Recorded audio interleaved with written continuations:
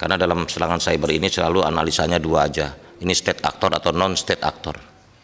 Tapi di forum ini saya ingin tegaskan bahwa kesimpulan mereka ini non state actor dengan motif ekonomi. Itu udah alhamdulillah dulu. Kalau karena orang nyerang negara berat. Saya satu sisi senang ya Pak Menteri jadi religius, bersyukur di tengah serangan begini. Tapi saya prihatin Pak. Bapak bersyukur di tengah serangan yang hebat begini bagi negara, Pak. Mengucap alhamdulillah, ini ya bagus, disyukuri. Tapi menurut saya lebih tepat innalillahi, Pak, daripada alhamdulillah, Pak. Karena ini persoalan national security, Pak. Yang saya ungkap tadi itu punya BAIS, punya Polri, Pak. Dijual bebas filenya sekarang, bahkan bisa di-download. Begitu kok alhamdulillah, Pak. Harusnya innalillahi, Pak. Sayangkan sebetulnya secara intelijen nih, jangan dibuka ke publik dulu bahwa kita di ransom. Kemudian yang kedua, jangan juga dibuka ke publik bahwa kami diperes 131 miliar. Konyol itu. Ibu Ketua dan seluruh anggota Komisi 1 yang saya hormati, memang masih ada laporan dari tim juga yang terus terang tidak bisa kita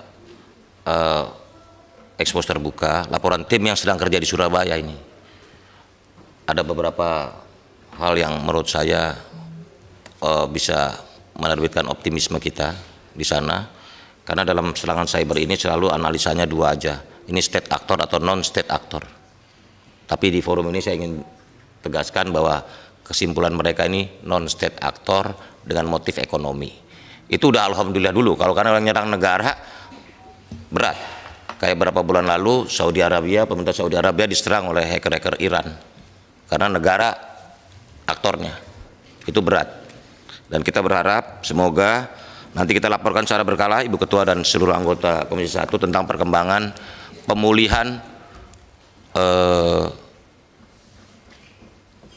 PDNS 2 Surabaya. Karena dari tahap yang sudah kita lakukan, paling tidak identifikasi, deteksi, proteksi juga kita lakukan terhadap PDNS 1, terus juga ini kita terus lakukan pemulihan dalam waktu yang segera dan secepatnya. Saya pikir itu dari kami. Terima kasih. Sedikit terakhir, Bu Ketua. Bu Ketua Pak boleh Menteri, sebentar berapa yakin pendalaman sih data sedikit? itu bisa kembali?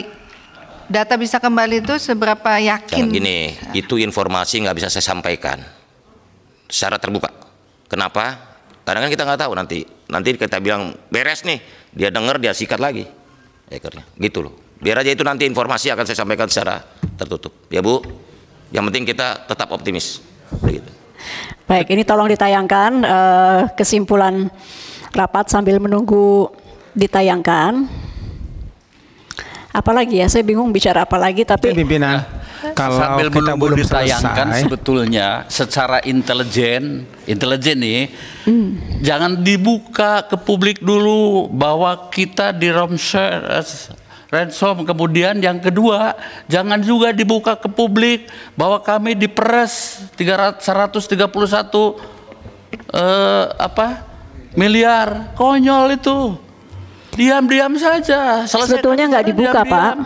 Tidak dibuka. Tanggal 17 mereka sudah tahu ada serangan, tapi tanggal 20 terjadi keramaian di imigrasi. Makanya baru disampaikan tuh setelah ketahuan di publik. Iya, gitu. Dan itu nggak benar juga sih kalau kita pakai undang-undang PDP. Ada serangan hack, selesai.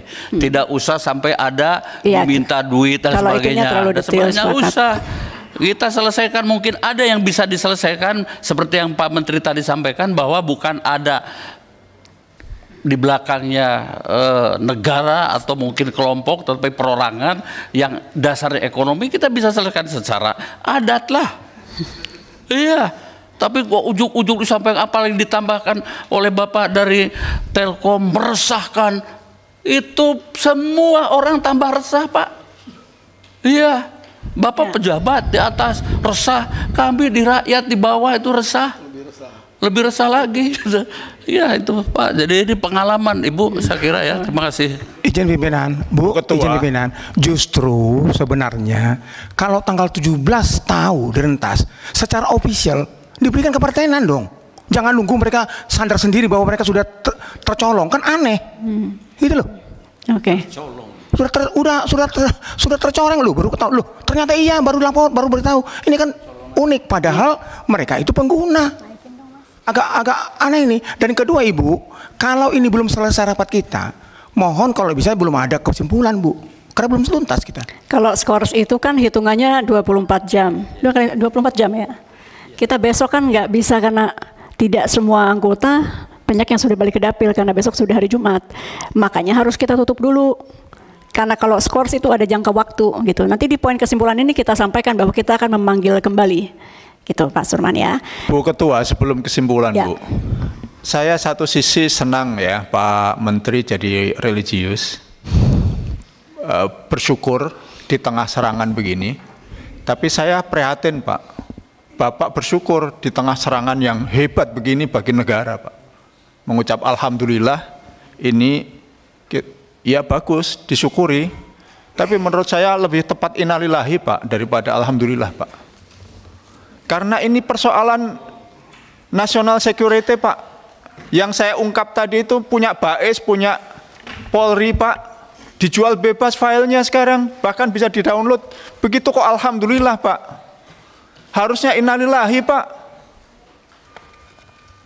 Menurut saya, kalau sikap kita begini Pak, innalillahi betul Pak. Ini soal keamanan nasional Pak. Yang tadi dari Telkom, Windows itu hanya untuk backup apa. Kan pintu masuknya justru dari situ Pak, masuk ke seluruh server Pak. Jangan mengecilkan Pak.